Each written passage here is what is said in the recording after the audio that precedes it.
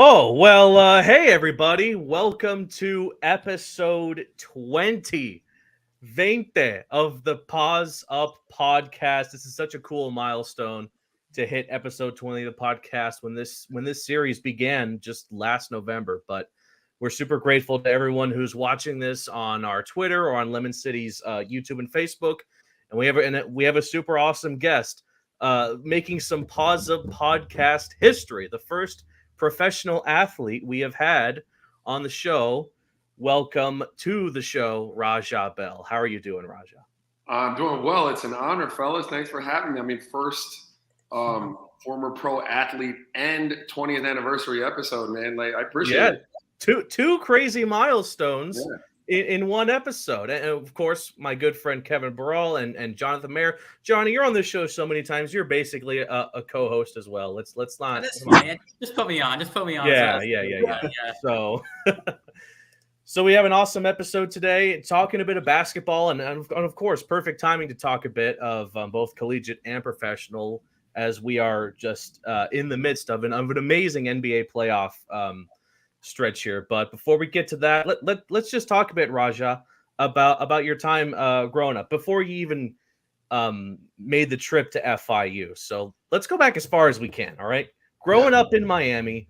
Just what originally got you into the sport of basketball? Man, so my dad was a PE coach, and I lived in the Virgin Islands until I was about 12 years old. And so I played every sport, and I tagged along with all of his teams. And, I was a little kid on the bus or shooting jump shots at halftime of the game. So I always played, but my main sport was tennis in the Virgin Islands. And so when I moved here in the 8th grade, I moved to Miami. There just weren't as many outlets to play tennis. And, I was going to Ponce de Leon Middle School down in Coral Gables. And, basketball was the sport. I loved football, but they didn't have it in school, and I didn't know where to go find it. And so more kids that I was hanging out with at that time were hooping. And so it really served two purposes. Like I loved it, and it was a way for me to make friends quick because I was new, and all those kids had gone to elementary school together. So the fact that I was decent at it and could hold my own helped me become, I guess more popular in a new setting for me. So, and then I figured out I was pretty good at it. So I lived in the gym over at University of Miami. It was the old CSR, with a lot of those old Hurricane greats that were winning national championships. They were like big brothers. They just beat me up and pushed me around. I'd hop in a game here and there, but that kind of fostered my love for it. So you mentioned the moment that you felt like you knew that you were good at this sport, but what was the moment in your life that you knew that basketball was going to be something that you think you could go pro at, that you felt like you were going to make waves in the big leagues? That didn't happen until my senior year at FIU. I just knew that I wanted to play, and I loved it, and it was what I woke up every morning wanting to do, and that had to be something. So as long as I was going to be able to do it, I would do it. But I really didn't think I didn't know that I was a pro. I didn't know that was going to be an avenue for me until we played in an University of Arizona Christmas tournament. It was us, Penn State, Arizona, and some other cupcake for Arizona. And we beat Penn State. Yeah, I mean, that's what it was, right? Like, they brought us out there like kind of lambs to the slaughter for Penn State, and then they were supposed to see Arizona, but we beat Penn State pretty good. And then we saw Arizona, and we played the heck out of them. I hate to say that we got cheated, but we didn't get the Ferris whistle that night. But anyway, after a scout from the Atlanta Hawks, Pete Babcock, came up and he told me that he was there to see a lot of people. I was not on that list, but he thought that of all of them there, over the weekend, I had the best showing, and he thought I could be a pro. And so that was the first time I'd ever heard it. It was the first time I had really ever seriously considered it, other than just being a dream, as a possibility. That sounds, excuse me, Kevin, I just wanted to bring up something that the way you just described that reminded me a lot of this interesting piece that Johnny found earlier today. Oh, look at this. It's from a media program back in the day. Let's do a quick read here. A team leader who possesses outstanding abilities on the court, very competitive with a no-nonsense attitude. Oh, and he has a knack for scoring and great court savvy. Wow. First of all, I mean, that's pretty is a pretty exciting explanation of who I was. But did you see the mustache? Yes. Like the That was mustache. awesome. Listen, you guys aren't of age yet, right? And this is pretty free flowing pod, right? You'll get to that age where you're gonna look back. I'm at that age, and you're like, man, what were you doing, man? Like, what's going on? Kevin. It took me some time to find that. I went to an archives place in the library, and they gave me this whole box of like all media guides. I'm looking through it. I see that year. I flip through it. I see you, 20-year-old, see Carlos Arroyo as an 18-year-old. I'm like, I gotta take a pic of this. Like, probably nobody has this, probably like a coach from like 20 years ago. I'm like, I gotta save this, you know? Hell, it's hard to find a good media journal nowadays. Like it's hard, but yeah, that was super cool.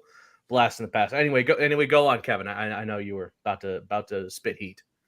Yeah, Raja. So, some people might not know this, but you didn't begin your career with FIU. In fact, you began playing for Boston University, the Terriers, where you averaged 12.9 points per game, 4.2 rebounds, 1.5 assists, and just a good field goal percentage.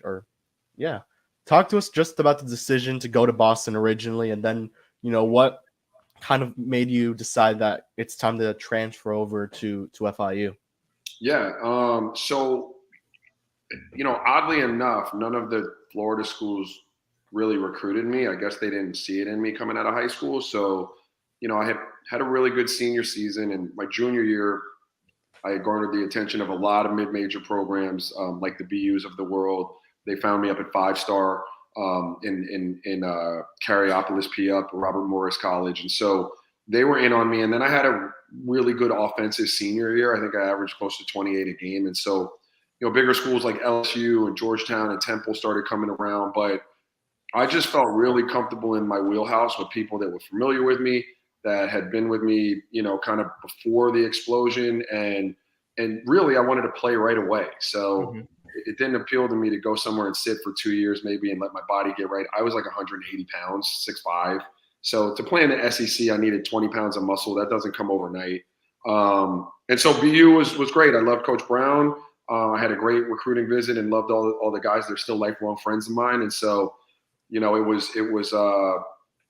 felt like a great fit, and it was for a couple of years. I mean, I was rookie of the year up there, and I got to play in the Olympic Festival coming out of there as one of the top freshmen and seniors in the country at the time, kind of cultivating the pool of talent for the U.S. Olympic team. I was second team all conference my second year. Things weren't going well, but I just felt like there was kind of a regulator on what I was going to be kind of allowed to do there, the freedom I had offensively. We had an excellent four-man. He was a year ahead of me. His name was Tunji Awajobi, and he had been rookie of the year before me.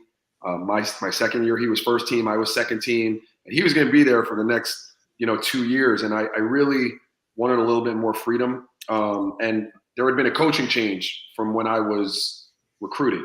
And Coach Wolf and I are good friends now, but we didn't always see eye to eye either. So all of that took place, and then Shaky Rodriguez got the FIU job, and I had played for Shaky at in some summer situations at AAU, and I ran into him in the old Farm Ed League, which was a pro-am at FIU, and he grabbed me in the gym and he said, "Hey man, I don't know what you got going on. I at the time I had like New Mexico State and some other schools I was interested in." He said, "But we're going to try to be Loyola Marymount.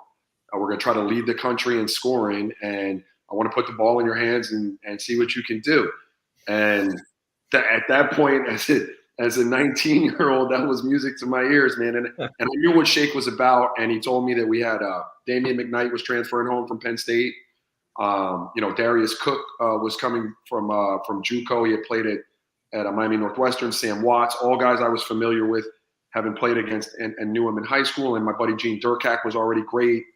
So there was a lot of talent there, and I felt pretty comfortable with what Shake was trying to do. Adding to that, Raja, how good was it for you, comfortability factor of, being down in South Florida, playing right close to home, and, obviously anything you added with playing with the great Shaky Rodriguez, who you played with before, and having that style probably helped you a little bit more in your college play. Yeah. Yeah, well, absolutely. I mean, being home wound up being great for me. You know, at 17, 18, 19, I'm not going to sit here and tell you I was the most buttoned up human being. Like I had a lot going on. And so being a little closer to home was helpful for me. You know, Shake as a mentor, as a coach, as, you know, just his general philosophy and style were paramount to my success as a player, you know, as I got older and I moved on to the NBA because, you know, while some of that was in me and it was just DNA and it was how I played, I was always kind of made to feel, and I said this at Shakey's retirement, or his induction into the Miami High Hall of Fame. Like I was always made to feel ashamed of that. Like people try to, you know, my little bit of crazy was just a little too crazy for some people, you know. And Shake was the first person that really kind of, you know, made me feel like that was good and it could be even useful in certain scenarios and kind of unlock me like that. Mm-hmm. And without that, I would have never been able to reach the levels and do the things that I was able to do. And last thing to hit on, you know, Roger talked about the experience at FIU. Before we got to dive into like the nuts, you know, about your time there, but talk about how attractive FIU was and really thinking about it at that time. You're talking about, you know, being one of those teams that play a high pace and moving the ball. How about talk more about the detail of FIU and really playing at a high paced offense that really set the tone for kind of mid-majors nowadays? Yeah, sure. We were, I mean, I think my first year there, we were a top 20 team in the country in terms of pace and points scored. And so, you know, obviously, you know, when you have a bunch of guys like myself and like the names I mentioned that all probably feel like for one reason or another they were overlooked in some instances. And you know, we've all went to multiple schools, like there are chips on our shoulders. And you know, Shaky always had that chip on his shoulder, and we scheduled like that. So we went out and we tried to find anyone who would play us. We'd go to Alabama, we'd go to Michigan, we went to Maryland, we were at Villanova, Notre Dame. Miami wouldn't play us like multiple years in a row. They refused to play us. It wasn't in their best interest. But that all spoke to me. It spoke to other people on our team, and we kind of comported ourselves like that. We were out there, you know, with something to prove. And so, you know, we played. I think our slogan was RP 40, which was like relentless pressure over 40 minutes is what we had on the back of our jerseys. And, you know, we lifted our butts off with Lou Deneen. And when Lou wasn't around, Shaky would have us in Gold's Gym in the summer, you know, as the head coach and the strength and conditioning coach. We ran like animals. Like we were a really, really tough and finely tuned bunch. And it was fun to play on those teams. Like we knocked off a lot of people that thought we were going to be easy work, if you will. Wow. Okay, so let's talk about the actual transition to FIU. When you first joined the Panthers, and when you first stepped foot in the MMC campus, what were some of the biggest differences between what you immediately saw there and what you experienced in Boston University that struck out to you the most? Well, I mean, it was warm again. That was good. BU, I mean, we had a blizzard of 94. It was one of the biggest blizzards on record at the time. Right. So, you know, I was happy to be back in the warm weather. But honestly, you know, and I'd have to talk about the FIU now to kind of explain, like, it's got a lot going on. There are a lot of buildings. There's so much stuff to do. There are a lot of options. Back then, it was more of a commuter situation. So, you know, we didn't have dorms at the time when I got there. There was one built while I was there. All we had in terms of on-campus housing was the apartments right there off of that 107th right there. So, you know, it was basically just your athletes and a few randoms in those apartments. So, you know, Boston University is right on Commonwealth Avenue in the heart of Boston. Fenway Park is right around the block. The Charles River sits right behind it. And so when I got to FIU, I was like, when the lights went out and everyone left campus is when I really remember it. Like when the campus stopped buzzing because of school. What the heck are we going to do? Like what? There's something going on. But it was a super tight-knit community of athletes. A lot of them soccer players, volleyball players, baseball players, basketball players, track participants.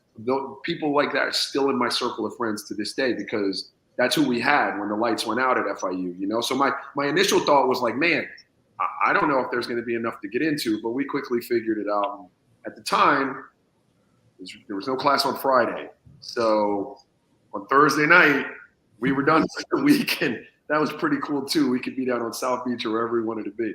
Was there seriously no class on Friday?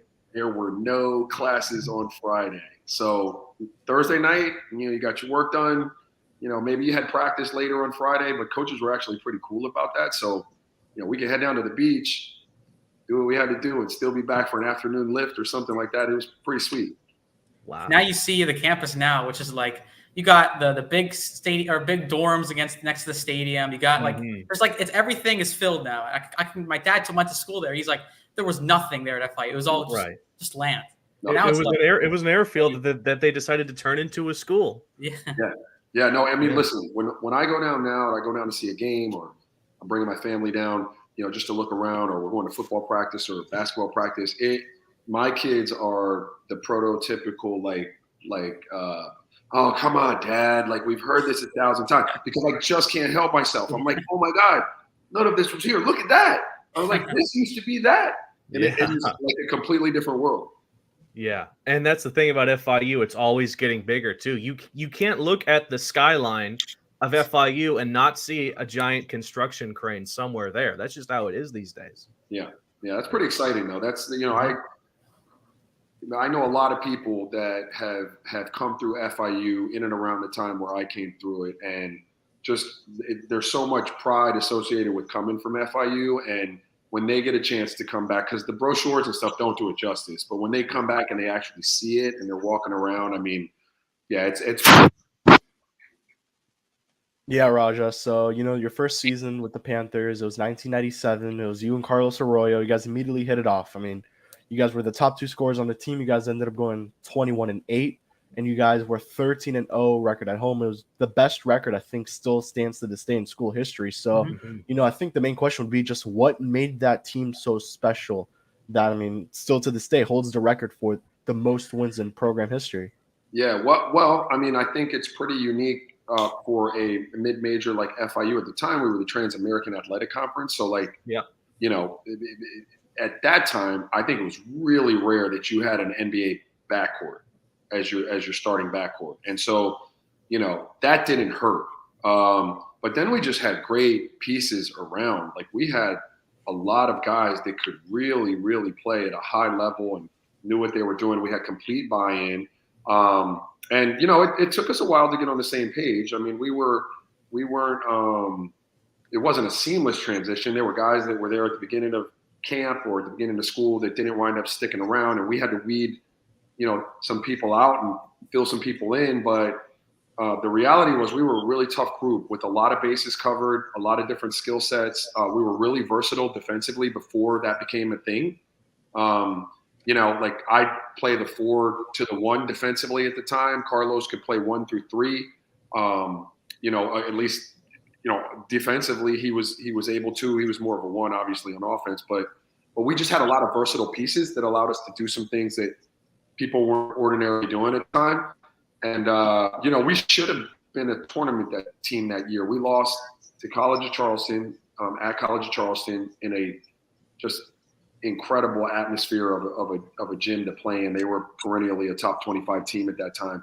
And I was the reason. I just did not play well in that game. It was an ESPN game. I was super jacked. I had a lot to prove, or at least I thought I did, to the people up at BU. And this was our first big televised game, and I laid an egg. And we should have beat them.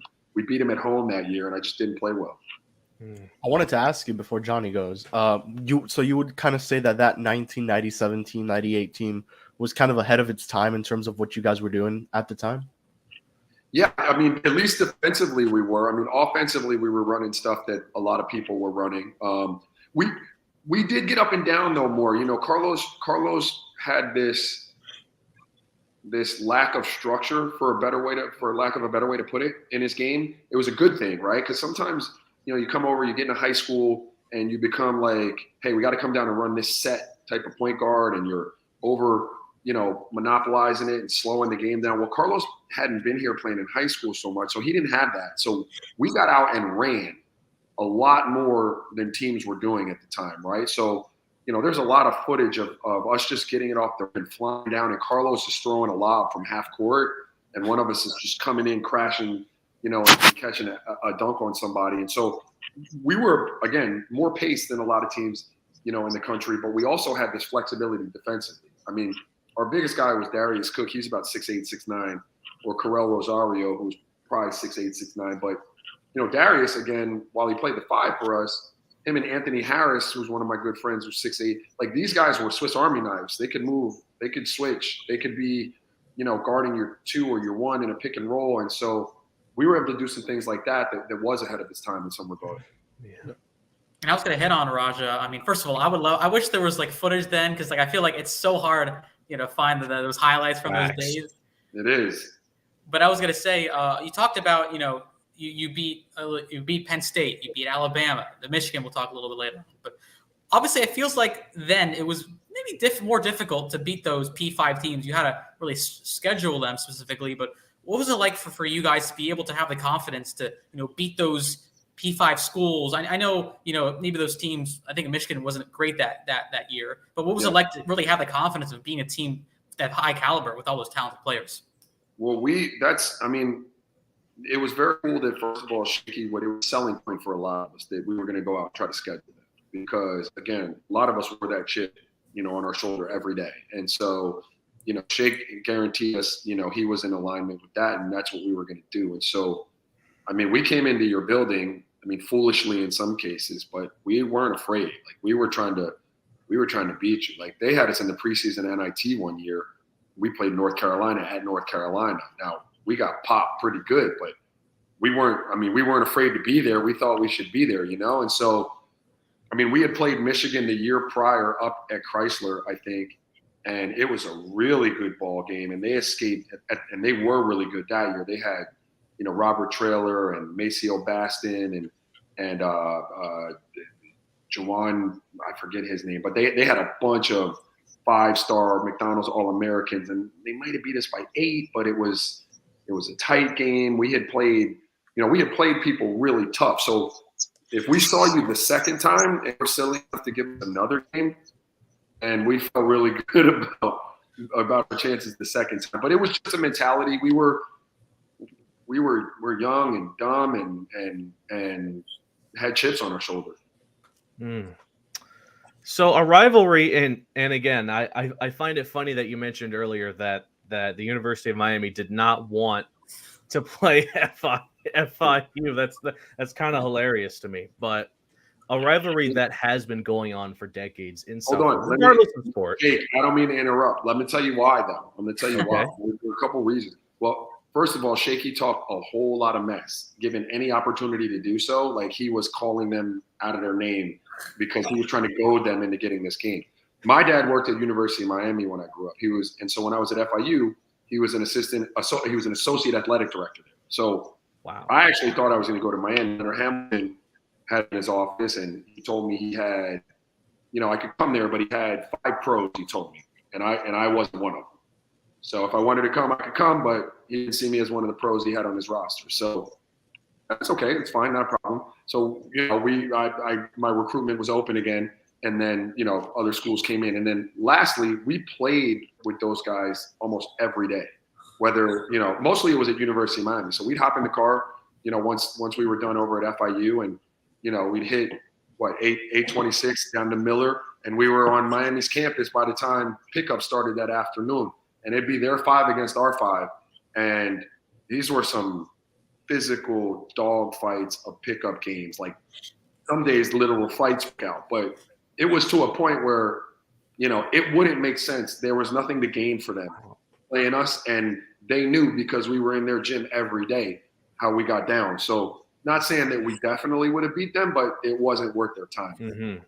Did anyone ever record those pickup games? Do you know? Yeah, I think anybody was in there with the old VCR, man, but I would have liked to have seen those too. Wow. Well, the usual suspects when it comes to a rival against FAU is FAU. Now, and that's a team that you matched up quite a bit, pretty much as consistently as FIU does these days. Play them twice a year. Unfortunately, it's not going to happen anymore because the Owls are heading out from Conference USA. But what was the atmosphere like at those FIU v FAU games, and how does it compare to recent years where it feels like the rivalry has sort of died down because of how, I hate to say it, how dominant FAU in basketball has become? Yeah, well, when they were big rivalries when I was in school. There were, I think our second largest crowd would be, FAU in my time there. Like at Michigan, we sold it out. Like it was incredible. It was just the craziest game I'd ever been to at FIU. But a close second would be, homecomings when FAU would come to town. And, those were cool because you knew those guys. They weren't as close to you as University of Miami guys, so you didn't lock horns with them every day or every week, but you knew them, and you'd see them in pro-ams, and you try to measure yourself against them in the summertime, but you really got your real good look at them those 2 times a year, and it meant something to both schools, and I think we had them for homecoming both years. I don't know that we lost to them, but those were big games for us. Wow. Yeah, so just kind of going to 1998, 1999, just despite, the 13-16 record that following year where you guys went 21-8, you guys still beat the Michigan Wolverines in the first game of the season. As you mentioned, that was probably one of, it still stands to this day as the largest crowd ever seen at Ocean Bank at the Convocation Center. Just that atmosphere, Raja, just how was it, and just playing a team like Michigan, which at the time and still to this day is just the powerhouse in college basketball. Yeah, no, that was really exciting. It had been on our calendar. Obviously, we trained all summer to prepare for them. It was like our giant for that year. Now we didn't know what kind of team they were coming in with, but I had got my thigh bruised. I didn't even think I was going to play in that game. I got meat in my thigh like 3 days before the game. I couldn't even bend my quad. And luckily, I got treatment on it and was able to move it, and I was able to play in that game because that would have been really, really tough had I not been able to play. But it was an incredible environment. I remember after we beat them, we had to go check into a hotel because, we had a very weird schedule that year. And you kind of alluded to the record. Like we played Michigan and then played the next night at home again against a really good tournament team in Northern Arizona. And so we had to go check into a hotel after the Michigan game. We had to stop by our rooms to grab our gear. And I remember getting back to the room after the Michigan game, opening the door, and I was weird because the door was open. And there was a party already in our living room. Various items that people would drink out of, stuff was going on. And it was crazy. We couldn't hang out because we had to play the next day. But that's how excited the campus was at the time because we had just beat Michigan, and then we had to get on the bus and go to the hotel. Wow. Well, so let's move on to your time in the professional leagues. Yeah. And we can't get into the NBA immediately because, again, a fact that a lot of people might not know is that you began your professional career with the Yakima Sun Kings of the CBA, the Continental Basketball Association. So what I would like to know from your time there is what did you learn at Yakima that helped you prepare for the next step into the NBA? Yeah, it's a great question, Jake. But what even fewer people would know is that before I played in the CBA, I was drafted into the USBL, the Tampa Bay Windjammers, which was a summer pro league for guys that would play in the CBAs and stuff like that. So you would have a chance to maybe spark a little interest before training camp started for NBA teams. And so that league was very, very tough. I mean, we would load into we'd fly to, let's say, Washington, and you play 4 games. You play Washington, and then you play 2 teams in Jersey, and you play a team in Pennsylvania. So you get off the plane in Washington, and you get in 3 mid-sized vehicles with these 6'5" to 6'8" guys, and you drive and you play, and then you get into New Jersey after the game at 1 a.m. And then at 8, somebody would come around because I was the rookie, and they would drop off this garbage bag full of everybody's socks and jocks and uniforms and tights. And all of that. And so I'd have to go sit in the laundromat and go buy some detergent and wash everyone's clothes, wait for them to wash, then put them in the dryer, dry them, grab lunch, come back, hand them out, go play, then drive to the next city. And I'd have to do that on every stop. So that was a very, very good like start for me in retrospect. I mean, first of all, I didn't care at the time because I was just playing basketball and that was kind of my dream, right? I wasn't making any money, but it didn't matter. I didn't have any bills to pay. But then I got to the CBA and things were a little nicer in the CBA. Like we were on buses now. We weren't crammed into these smaller cars. We had someone doing our laundry for us. Like there was an actual arena. We lived in a Best Western where you had your own room with a mini fridge. Like this was a step up. And so I learned a lot in terms of playing and what it takes to, prepare to be a pro and what it takes to, play pick and roll and space the floor. Like all of those things are great. But what I give those leagues the most credit for is giving me a real appreciation for what I had when I was in the NBA. Because I saw a lot of guys come back down to the CBA, or I saw a lot of guys when I would get to the NBA that just didn't appreciate, what some of us were doing and how hard we were working and what we would give to be in the NBA. And so, that was I made great friends there too, and I had great coaches, and we won a championship, and I was all rookie team. Like all of those things were great, but the best part of that for me was understanding like how difficult this is, how many people want to do this, how many people, are willing to sacrifice to do it. And if I thought that I deserved it more than any of them, then I had way more work to do. Like sometimes you can feel a little entitled, like, hey, you're good. I was in Hawks camp and, they told me they'd keep me if they had a spot. But, the reality was this was a grown man league with a bunch of professional basketball players who may or may not have sniffed the NBA already. And all of us were fighting each other to get back there. And it put some perspective on how difficult that would be and what I needed to do in terms of committing myself to get there. After your time with Yamaka, you went to the San Antonio Spurs. You signed with them. Unfortunately, you got cut, never played a game with them. Then you went to the 76ers, where you actually spent 2 seasons with them. That's where your NBA journey began. Just what was the whole mindset during that time, signing with the Spurs, just getting cut, and then just the emotions of all of that to then just finally go with Philadelphia and, kind of set your NBA journey there? Yeah, well, that's a crazy story, man, because I tell this story to kids when I go to camps. Like I went to San Antonio and I just wasn't ready. Like the reality was they were doing high level stuff offensively and playing in a way that I had never really seen before, and indoctrinating me into that in a training camp wasn't realistic. So, they had to cut me. I know they liked what I had and could see that there was something there, but I just wasn't ready to help them. They were a championship level team at that point. So, I went back to the CBA to Yakima and I fractured my leg, and then the CBA folded while I was out there. And so I had to figure out how to get home. I had to get a plane ticket home, and I had rehabbed for like 2.5 months and I wasn't playing. So I went back to Sioux Falls, South Dakota to play for an IBL team or an IBA team and try to rehab. And before I could play a game there, I was sitting with 2 of my good buddies. And I got a call from the 76ers. It was Tony DeLeo was their general manager at the time. And he said Pepe Sanchez had gotten traded, but wasn't traded back in time to make the playoff roster. They needed a spot, and I was the guy. So I went, and I asked them. I was like, hey, man, I got to know because I haven't played, and there are a lot of dudes cooking in these leagues right now. Like, what? And they're like, well, Greg Popovich is Larry Brown's best friend. Greg Popovich loved you. He thought you were a great kid. He thought you were like the consummate pro. Everybody in camp, thought you were a great kid. And he told Larry that if we ever got a chance that we should take it on you.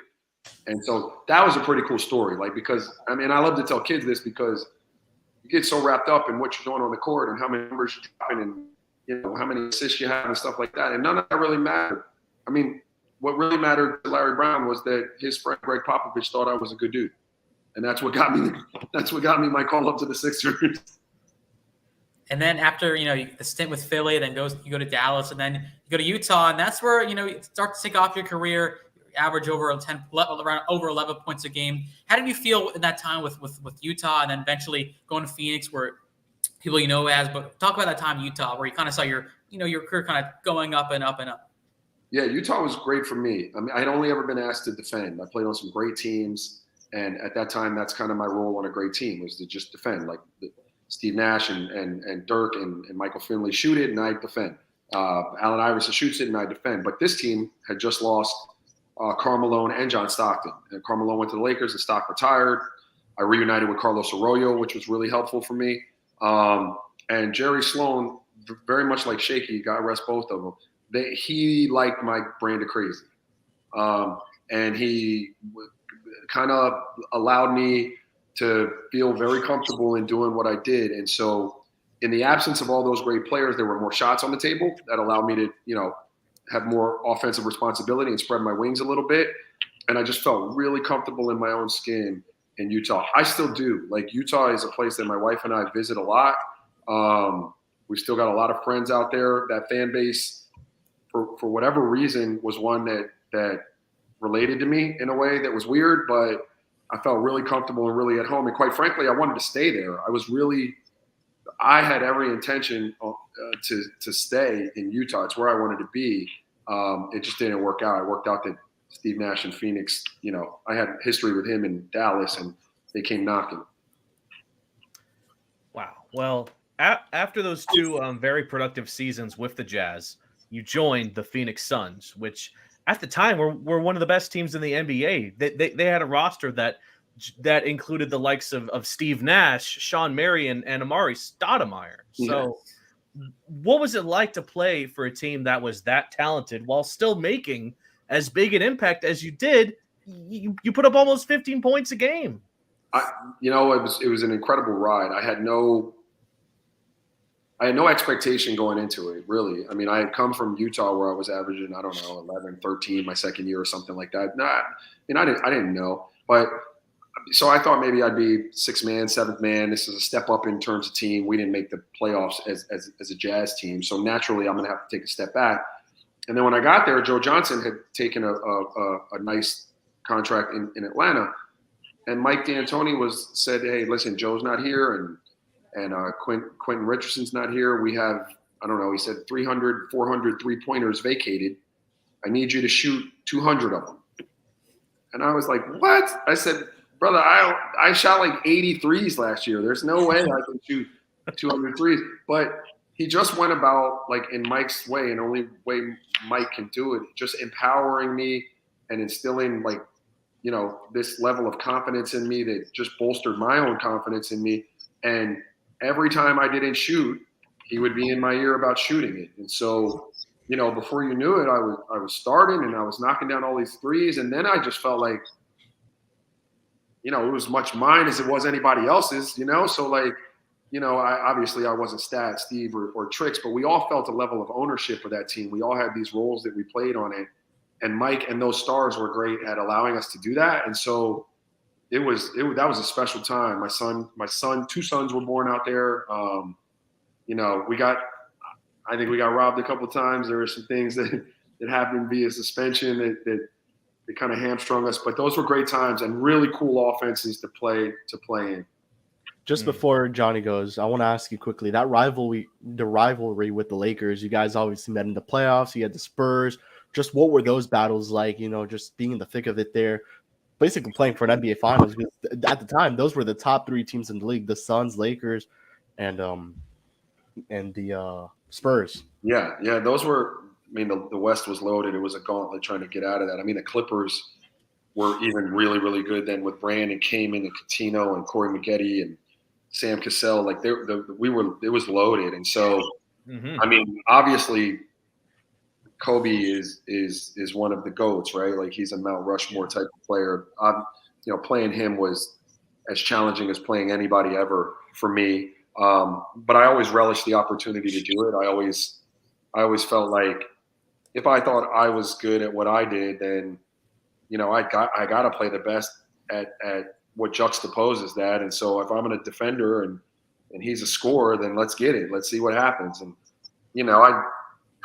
I never was under the misconception that I was going to be able to stop him, but I was going to be there to fight him. And hopefully at the end of the day, he would say, hey man, like, good job. Like, hey, you did a damn good job. Like, and sometimes that's what it is, like try to tell kids this, you'll win some, you'll lose some. But if the person you're competing against leaves that game and they feel like they just went through a war, then that I can sleep at night, And so, that was cool. The Spurs were always kind of kryptonite-ish for us. Like, they just had one more answer than we did a lot of times. And some of that was bad luck. Some of that was, self-inflicted. And then some of that was just them being a championship level team that just continued to do that over the course of time. I thought our best chance to win it was my first year with Phoenix. And Mari was out, but we had gone 7 with the Clippers. We had gone 7 with the Lakers after being down 3-1. And we were really thin. Tim Thomas was playing great. I was playing well. Boris was playing well. And in game 1 against the Mavericks, I felt a pop late in the game, like right before overtime started, in my calf. I thought somebody had hit me with a cup of ice or something, and it wound up being I had torn my calf. So we just didn't have enough bodies. We wound up losing to them. I sat 2 games and came back. I think we lost in 6. That's the year that D Wade and Shaq won the championship. Yeah. The crazy part was we had beaten the Heat by 25 full times that year. So we felt really good that if we could just get through Dallas, it would have been a championship, because at the time Shaq couldn't get up and down with us. And, it's just another one of those bad breaks that we kept catching. Well, something I've heard a lot of former NBA players say in interviews and whatnot is that they feel insecure about their future in the league, as one day you could be on a team and then the next year on a brand new team at the drop of a hat. And in this case, that happened to you after your time in Phoenix, when all of a sudden you became a member of the Charlotte, I was about to say Hornets, Bobcats, the Charlotte Bobcats. So I'd like to know how difficult it is, the process of joining a new team that all of a sudden has a different culture and a different game plan to the one that you were used to. Yeah, I mean that's a really interesting question, because it happens so fast. Like you're traded and you have 48 hours to report, and so like those type of things are usually hashed out, in a training camp or over a summer, where you can kind of feel your way around and see how you fit in and develop the relationships, and you just don't have that opportunity when you get traded mid-season. So it's like, hey, so for instance, I got traded when we were in LA going to play the Lakers right before I got on the bus.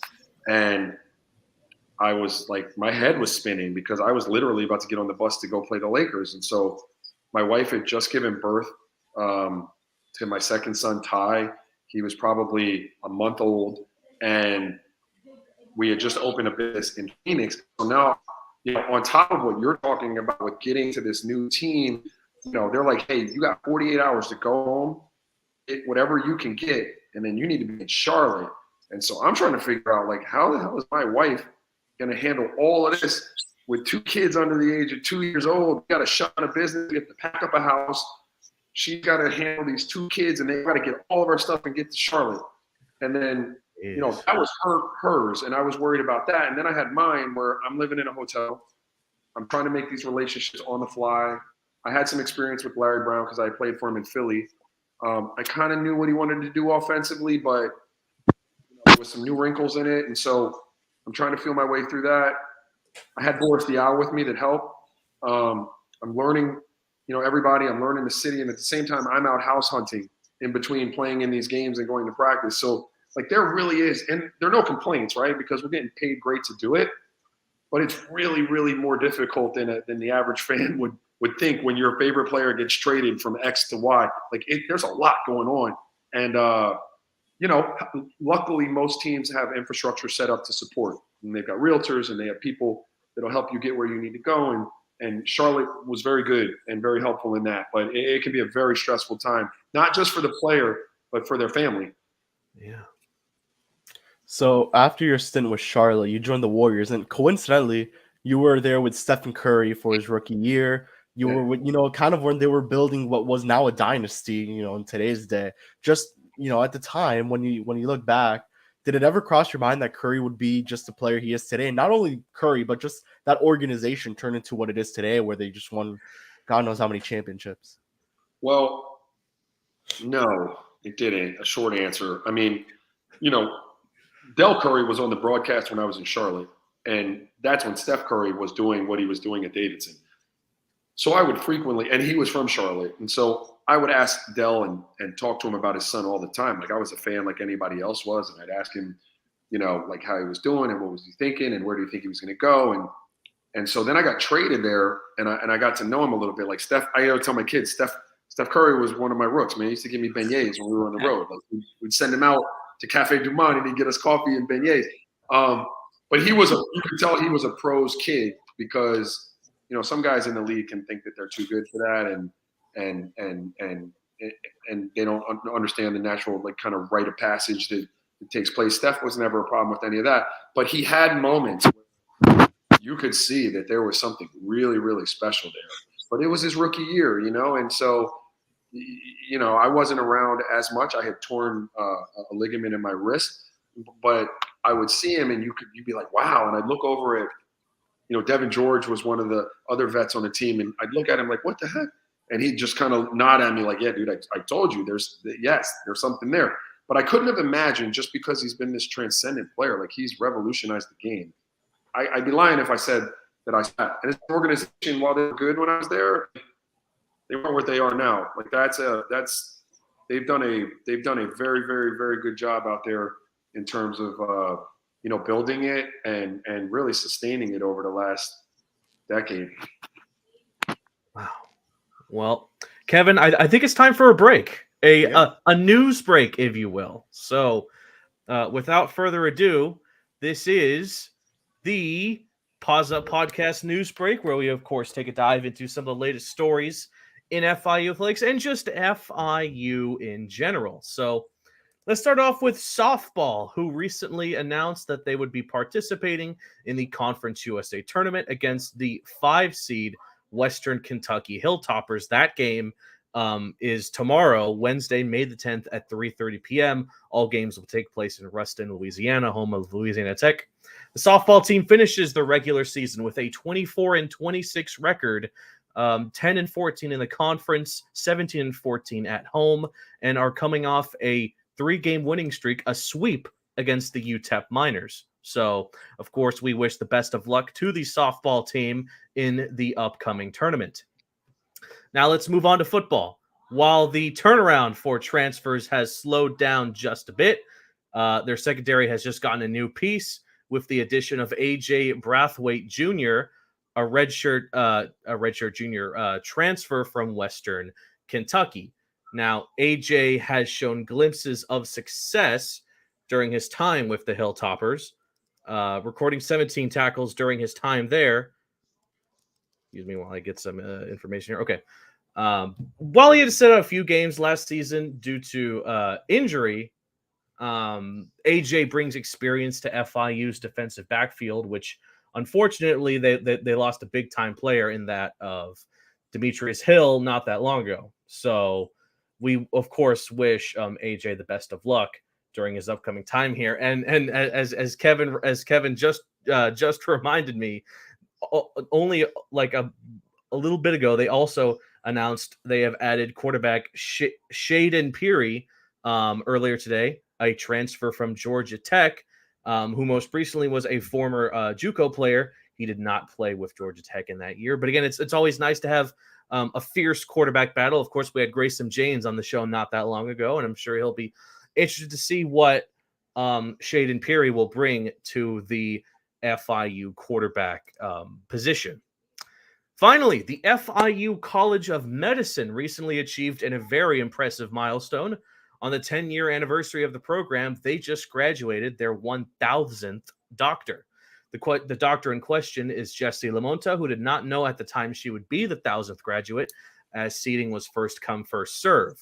The class of 2023 is 3.5 times larger than the original class, and the graduation comes after the announcement that FIU is partnering with Baptist Health to form an academic healthcare system that would serve Miami-Dade and Broward County. So congrats to the Herbert Wertheim College of Medicine.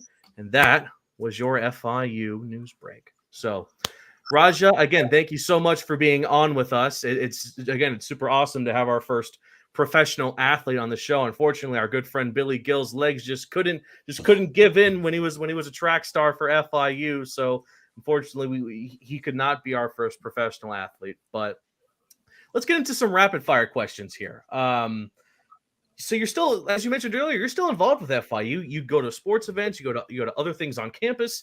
We've seen you at the Ocean Bank Convocation from time to time. Just what are your overall thoughts on state of the campus these days? You know, what's the go-to place to grab a meal, and just what's your favorite event to go visit here? Well, grabbing a meal, I'm old school, man. I like the Taco Bell right over there on the corner, man. That's my spot. But I love coming around to the campus, man. I like to I like to come catch football games and practices. I've been to basketball games and practices. New athletic director Scott Carr and Joe Cora over there are great, man. They make sure that if there are things that people want to attend, that we're up to date on what's going on and when we can come check out a game or a practice and stuff like that. And that's been really awesome. I love to show my kids the campus. My wife is a former Golden Panther. She was a women's soccer player at FIU, so she too has a lot of interest in seeing what's going on around and got the new building and things like that. So we're around as much as we can be. I mean, we live a little ways up the road, so it's not as easy. But anytime we get a chance, we're down. Mm-hmm. So as we were talking kind of before we started, you mentioned about your son, Diabel, who received an offer for FIU. I think it was his first D1 offer to play for FIU. And obviously, there's still time left for him to make that decision. But, how big would it be for you to have, your son, Dia, play for FIU, which was your alma mater, and just kind of follow the footsteps, kind of just the collegiate way where he goes to FIU, where you used to go? Yeah, I mean, I've lived a lot of dreams. I mean, I've lived more dreams than most people should. But if Dia were to play at FIU, I think, for my wife and my wife was a better college player than I was. So for the two of us together, no, really, she was player of the year in the TAC and all of that stuff. So she was really good. I think for both of us, that would just be like living another dream. He's young. He's just a freshman. He's got a great relationship with Coach Mike Mack and the quarterback coach, Coach Yost. They've been really cool, and we think the world of FIU. I love what they're doing with the program. And if Dia were ever blessed enough to be able to play at a school like FIU and wear that I don't know, what do they call it now? It's blue and yellow, like whatever. Blue and gold. I mean, like, that would be super dope, man. It would pretty undescribable, to you guys. I mean, it would be like living in a dream. That's really awesome. But I was also going to add kind of another similar story about, I think 2 weeks ago, FI Hoops, they picked up a guy in the transfer portal, Jonathan Ibar, and you played with his father, Ramona Ibar. I'm looking to that. I think he's the first ever second generation FI Hoops basketball player. So what's that? How cool is that to see that happening here at FIU? Listen, getting last name that's you played with.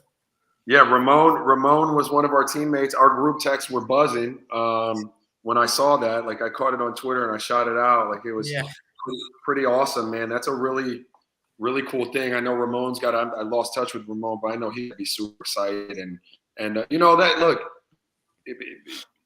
those are, that's like a legacy kid, right? Like, his dad was a big part of some really good teams. And if he can hoop and he can add value to it, I mean, I just think that's great. Like, it's pretty cool for Ramon. I'm sure it's great for the kid. And I think it's great for FIU. And add to that, the athletic department has grown. And you talked about it, Scott Carr, and what he's done in the year has been so much. What have you thought about what he's done with this whole athletic department? And really, it's been night and day, when he stepped here last year.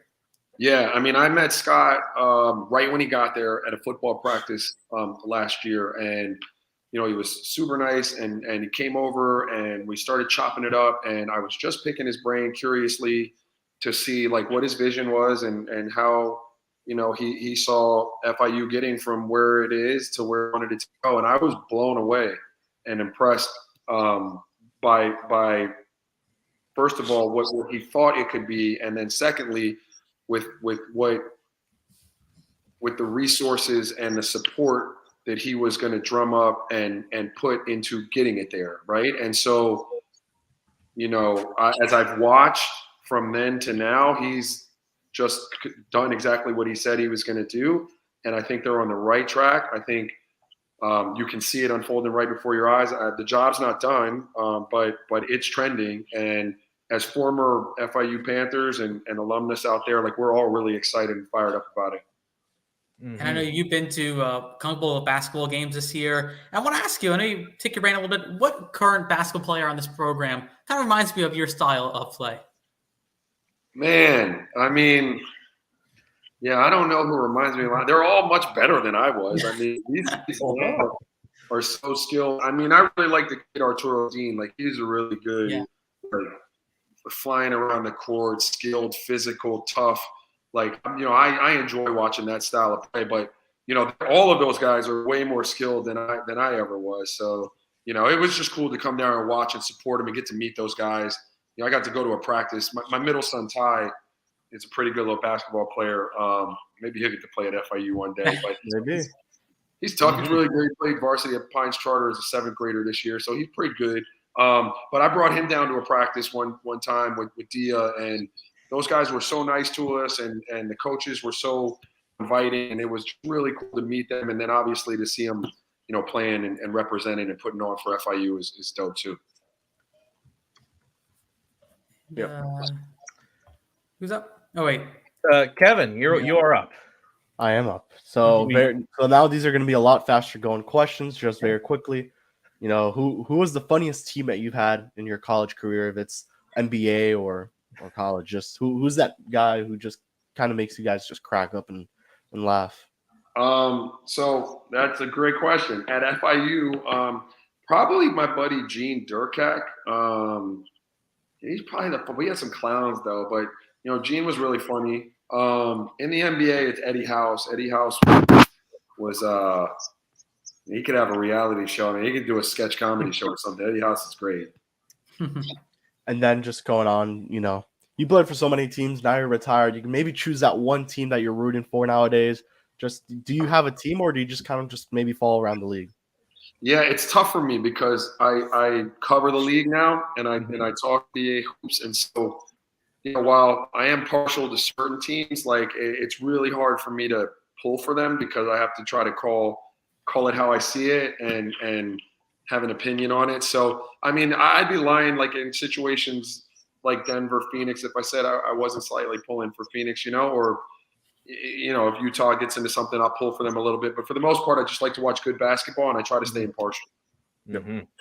So I'm a massive jersey / uniform buff, and I gotta know what was the cleanest jersey you ever wore in the NBA? Man, the cleanest jersey I ever wore in the NBA. I'm trying to think. Those Golden State Warriors had some nice unis. They had some nice unis, but I think that black Sixers jersey goes really hard. Yeah, like that black Sixers jersey goes really, really tight. They weren't doing a lot with jerseys when I was in Phoenix, but that black Sixers jersey is probably my favorite. Mm-hmm. So, and hopefully as we bring in more FIU alum, I'd like to ask them all this question, but who is in your FIU athletics Mount Rushmore? Man. Can be any sport, can be a player or a coach. Let's see. Could be a player or a coach? Correct. That's a tough one. That's 4. I get 4. How about the wife? 4. Yeah, well, no, I mean, what? I mean, I'm going to go sit on the couch in like 10 minutes. Cindy Greenman is in there for sure. Cindy Greenman Bell. Let's see. Mike, I go with T.Y. Yes. Okay. Mike Lowell. Yes. Put my wife in there for sure. That's done. Stamp. You're at 3. Yeah. And then, I mean, I'd love to go with a men's hoop player like Carlos Arroyo or myself or Dwight. But I might go with Cindy Russo. Okay. Yeah, that's Yeah. a legend. That's a legend. That is an elite pick right there. Yeah, Last thing here, Raja, and again, thank you so much for spending your time with us. And again, to all the fans watching on either our Twitter page or on the Lemon City Facebook and we hope you've been having a blast. I'd like to give a shout out, of course, to your own podcast, The Real Ones from The Ringer, that of course you can catch on Raja's Twitter or just follow The Ringer as well. And you've been knee deep covering the NBA playoffs. So I just in layman's terms, who do you think? What teams do you think are advancing to the conference finals? Man, that's a. I mean, the Heat. I'm taking the Heat. They look really good. I didn't see it coming. I think the harder question is, do you see the Knicks winning another game? Yeah, maybe not. Honestly, maybe not. I wouldn't bet on it. So I'm gonna take the Heat.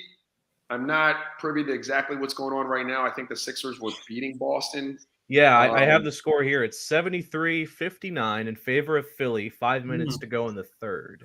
Wow. So they're putting the work on Boston right now. They're taking them to the woodshed. So I look, if the Sixers win this game, I'm taking the Sixers to win that series. So then I'm looking at Sixers Heat. Unfortunately, I think that's the end of the road for the Heat. I take the Sixers in the next round, and then I'm gonna take Denver and the Lakers. Okay. Yeah, and that's tough for me. But even though Golden State look good, they keep fumbling the bag.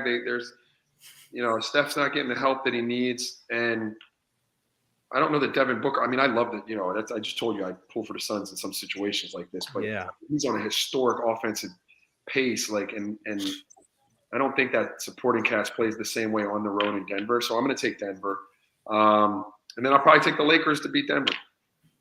So your finals matchup is Philly in Los Angeles, and maybe it's way too early to make a prediction because the rosters could change, players could get injured. We hope not, but if it's a best of 7 between Philly and LA, who you got?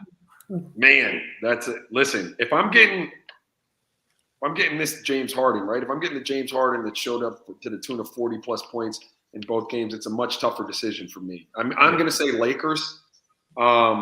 But if James Harden is playing like that, it could be a knockdown, drag out 7-game series is what I would love to see anyway. So It is crazy, like the turnaround of that Lakers team, how they started.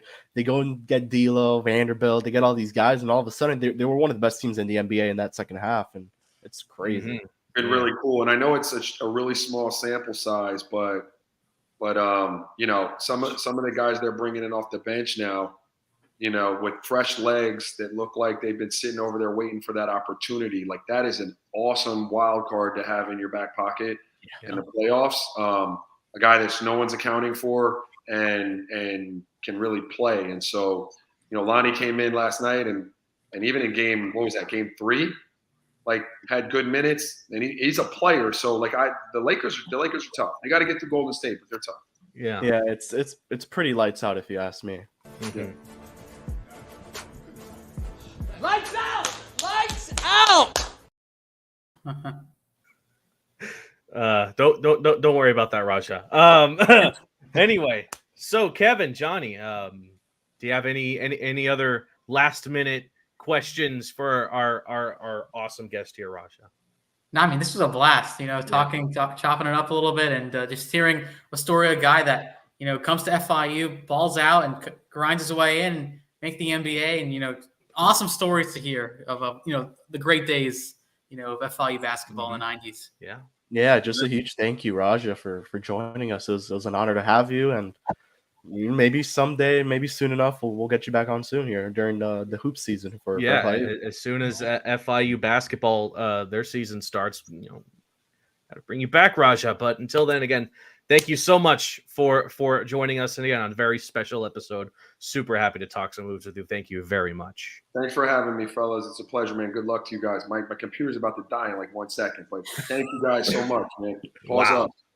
Of course, Paws up. we got this right in time then. All right then. Thank you so much, Raja.